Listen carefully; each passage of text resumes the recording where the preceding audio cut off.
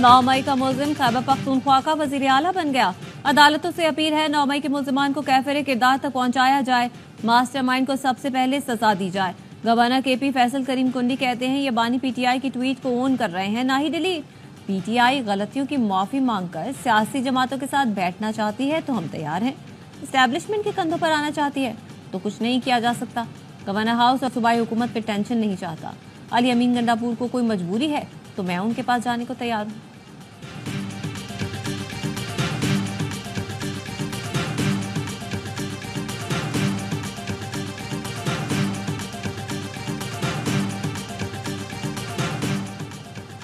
PTI ने chief justice काजी फाइज ईसा से बानी पीटीआई के मुकदमों से अलग होने का मुतालबा कर दिया। तहरीक इंसाफ कोर कमेटी के एलामिये में कहा गया है कि चीफ जस्टिस पाकिस्तान का हमारे मुकदमों की समाअत मुनसिफाना ट्रायल पर मनफी असरात मुरतब करता है, लिहाजा वो इन मुकदमों से दूर रहें। कोर कमेटी ने बानी के खिलाफ सोशल मीडिया पर FIA की तहकीकात मुस्तरद कर दी। कहा FIA तहकीकात की आड़ में नए मुकदमे के इंदराज का जवाब बनाया जा रहा है। Hamidur Rahman commission report public करने का मुतालबा। कहा पीटीआई अफवाज के किरदार की हमेशा से मुख्तलिफ है। अफवाज पाकिस्तान को कभी तनकीद का निशाना बनाया न बनाएंगे।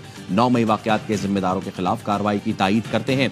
फॉर्मेशन कमांडर्स कॉन्फ्रेंस के नुक्ते की उसूलन तायीद। 9 मई पर गैर जानिबदार अदालती कमीशन तश्कील देकर तहकीकात की जाए।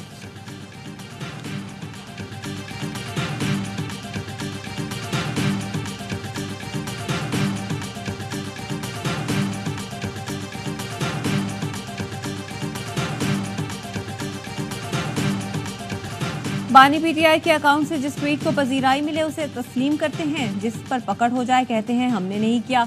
बयानिया बनाकर पजीराई की उम्मीद की मगर रद्दम में उल्टा आ गया। वफाकी वज़ीर इत्तलात अता तारर कहते हैं तो बड़ी समझ लो हमारे लिए खुशखबरी है भाई, ये तो हम मुबारकबाद देते हैं शहबाज शरीफ साहब को। भाई हम 4 रुपए होते, महंगा फीस 40 रुपए होते।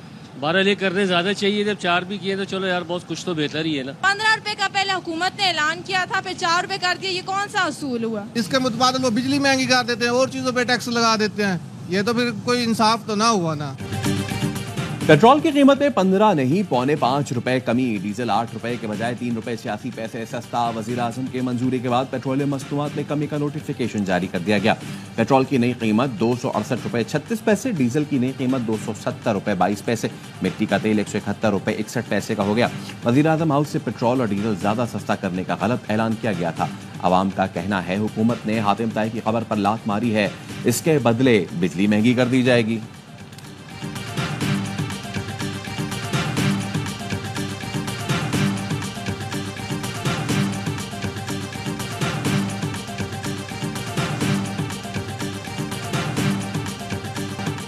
मुल्क के बेशतर इलाकों में सूरज आज भी सवा नेज़े पर। तुर्बत में दर्जा हरारत 44 डिग्री सेंटीग्रेड तक पहुंच गया। गुजरावाला और बुरेवाला में पारा 43, मुल्तान, बावलपुर, साहिबार और लैया में दर्जा हरारत 42 डिग्री रिकॉर्ड। महकमा मौसमियात के मुताबिक दादू में पारा 50, सिब्बी में 49, सक्खर में 47 डिग्री तक जाने का इम्कान है। कराची में भी मौसम गर्म, पारा 39 से 41 डिग्री तक जाएगा। शाम के वक्त लाहौर, रावलपिंडी, इस्लामाबाद, दीव, चित्राल, स्वात, कश्मीर और गिलगित बल्तिस्तान में बारिश मुतवक्की है।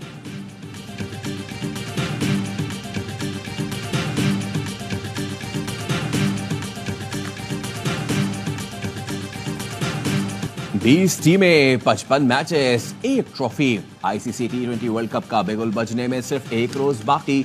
मेगा इवेंट में शरीक टीमों की तैयारियां हतमी मराहिल में दाखिल। वेस्ट इंडीज, जनूबी अफ्रीका और नेपाल की टीमों का शूट भी हो गया। पहला मैच मेजबान अमेरिका और कनाडा के दरमियान इतवार को पाकिस्तानी वक्त के मुताबिक सुबह 5:30 बजे डैलस में खेला जाएगा।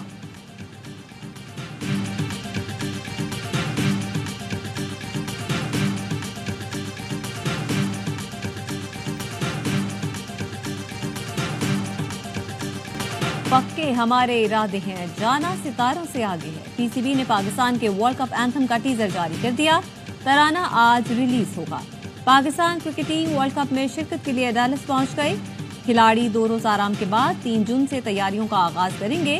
कौमी टीम मेगा इवेंट में अपना पहला मैच 6 जून को मेजबान अमेरिका से खेलेगी। पाकिस्तान के ग्रुप में भारत, अमेरिका, कनाडा और आयरलैंड की टीमें शामिल।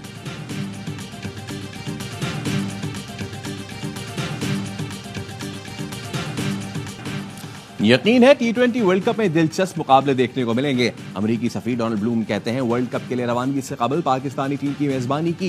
कप्तान बाबर आजम और टीम के लिए नई ख्वाहिशात हैं। पाकिस्तानी टीम से बैटिंग और बॉलिंग टिप्स भी ली हैं।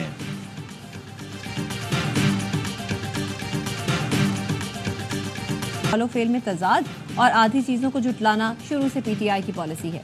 आधी पीटीआई इस ट्वीट की जिम्मेदारी ले रही है, आधे कह रहे हैं जिसने ट्वीट किया वो शख्स पाकिस्तान में नहीं। ये जिम्मेदारी लें या इनकार करें, तहकीकात तो फिर भी हों।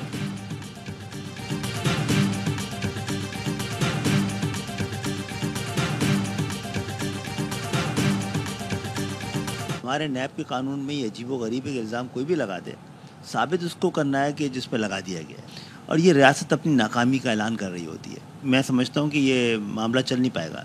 इतना ज़्यादा इसमें ख़ुद मुस्लिम लीग नून के अंदर से आवाज़ें आ रही हैं और हम भी समझते हैं कि उसको रिव्यू करने की ज़रूरत है। वफाकी वज़ीर खालिद मकबूल सिद्दीकी ने नैब ऑर्डिनेंस को रियासत की नाकामी करार दे दिया। कहा इसके खिलाफ मुस्लिम लीग नून के अंदर से भी आवाज़ें आ रही हैं। एमकेएम समझती है इस पर नजरसानी की जरूरत है। इशरतुल इबाद के एमकेएम में वापसी से मुतालिक सवाल पर कहा पहले ये देखना होगा कि उनके लिए पाकिस्तान आने के दरवाजे खुले हैं या नहीं। शहर में अगवा बराए तावान में सीटीडी एहलकारों का मुलव्वस होना तशवीशनाक है। गवर्नर सिंध वज़ीर आज़म से बात करके शहरियों को एतमाद में लेंगे।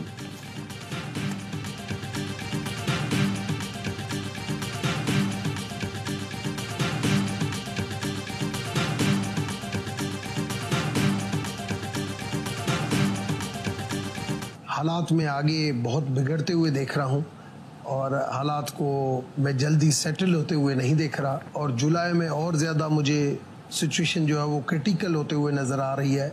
नून की हुकूमत कायम रहेगी या मैं नहीं देख रहा। जल्दी जो है ये इश्यूज बढ़ते जाएंगे और मैं आगे काफ़ी प्रॉब्लम देख रहा हूँ। इसी साल हुकूमत की तब्दीली है, मैं ये देख रहा हूँ। हालात बिगड़ते और इसी साल हुकूमत की तब्दीली देख रहा हूँ। बजट के बाद मजीद खराबी पैदा होगी। पीपल्स पार्टी के रहनुमा डॉक्टर उमेश कुमार कहते हैं मुझे हर चीज़ का पता है, इसलिए नून लीग की हुकूमत कायम रहते नहीं देख रहा। मुश्किल हालात के बाद आगे गेम किस तरफ जाता है सितंबर अक्टूबर में पता चलेगा। देखना होगा बेहतरी दोबारा इंतखाबात से आती है या कोई और सेटअप आता है। नवाज शरीफ को एंटी एस्टैब्लिशमेंट की तरफ यू टर्न लेते देख रहा हूँ। अगर करवट बानी पीटीआई की तरफ गई तो फिर ये मुल्क के लिए मजीद तबाही होगी। हुकूमत चलाना बानी पीटीआई के बस की बात नहीं।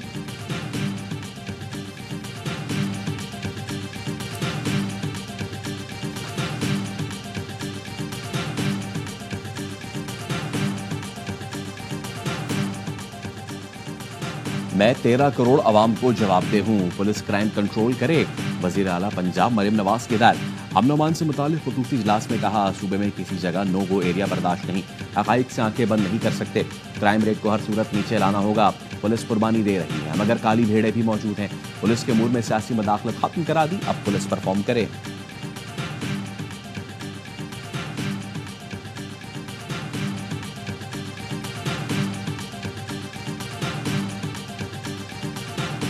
सुप्रीम कोर्ट ने इंसदाद स्मगलिंग एक्ट 1977 में तरमीम की सिफारिश कर दी।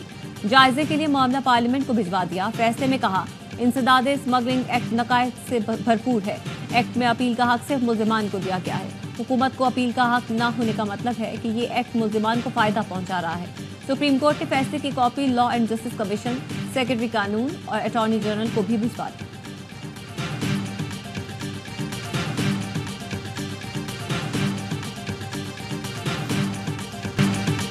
वजीर आजम की जानिब से जजों से मुतालिक नामुनासिब अल्फाज पर तौहीन अदालत की दरखास्त। लाहौर हाई कोर्ट ने गुज़िश्ता समात का तहरीरी फैसला जारी कर दिया। वफाकी हुकूमत के वकील को मुआवनत के लिए तलब कर लिया। दरखास्त गुजार ने मौक़िफ़ अपनाया था। वजीर आजम शहबाज शरीफ का बयान तौहीन अदालत के जुमरे में आता है।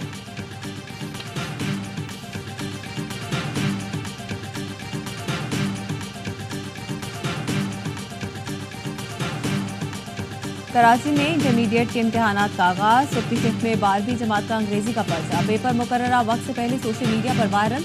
चेयरमैन इंटर बोर्ड का कहना है कि पर्चा लीक करने वालों के खिलाफ सख्त कार्रवाई करेंगे। किसी भी इम्तहानी मरकज पर लोड शेडिंग की शिकायत नहीं। इम्तहानी मराकज में सरकारी असातिज़ा के बजाय प्राइवेट अफराद की ड्यूटी देने का इंकशाफ। खैरपुर में 11वीं जमात का फिजिक्स का पर्चा आउट हो गया। व्हाट्सएप ग्रुपों में गर्दिश करने लगा। कोट डीजी, नारा, थिरी मीरवा, फैजगंज और दीगर शहरों में नकल का बाजार बंद।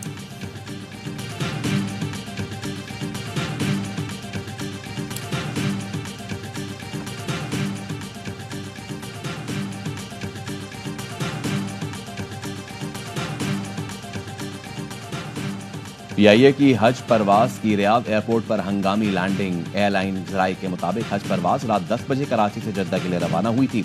मुसाफिर के मुताबिक दौरान परवाज तैयारे में धमाके की आवाज सुनी गई।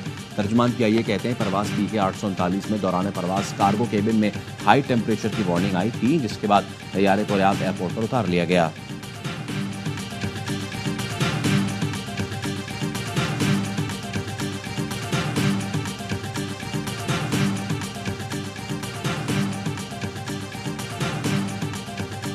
लाहौर में 2 मुबैना पुलिस मुकाबले, 4 डाकू हलाक। नजफ कॉलोनी में स्कूल टीचर को कत्ल और बेटे को जख्मी करने वाले 2 मुलजिमान मुबैना पुलिस मुकाबले में हलाक।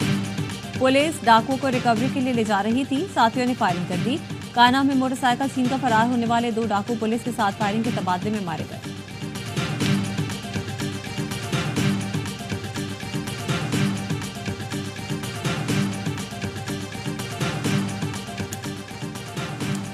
कराची में रात गए जामा क्लॉथ मार्केट का इलाका मैदान जंग बन गया। कस्टम्स और रेंजर्स के छापे पर दुकानदार मुश्तिल।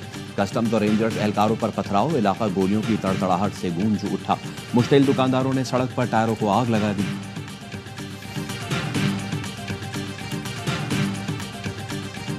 नवाब शाह के इलाके दौड़ में शाही बाजार की दुकान में लगी आग बुझा दी गई। बालाई मंजिल पर फंसे 2 अफराद की लाशें निकाल ली गई।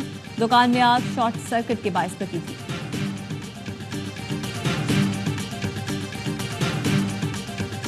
इसराइल की रफा पर शदीद बमबारी, मजीद 60 फलस्तीनी शहीद। जबालिया कैंप के मलबे से 20 बच्चों की समेत 70 फलस्तीनियों की लाशें बरामद।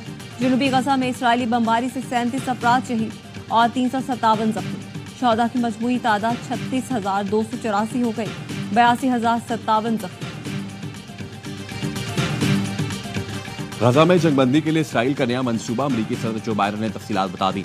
कहा मुजव्वजा मंसूबा 3 मराहिल पर मुश्तमिल है। पहला मरहला 6 हफ्ते तक इब्तदाई जंगबंदी का है, जिसमें इसराइली फौज गजा से निकल जाएगी, कैदियों का तबादला होगा, फलस्तीनी शहरी गजा वापस जाएंगे। दूसरे मरहले में जंग के मुस्तकिल खात्मे की शराइत पर बातचीत होगी। तीसरे मरहले में गजा की तामीर नौ होगी। हमास ने तजावीज़ को मस्बत करार दे दिया।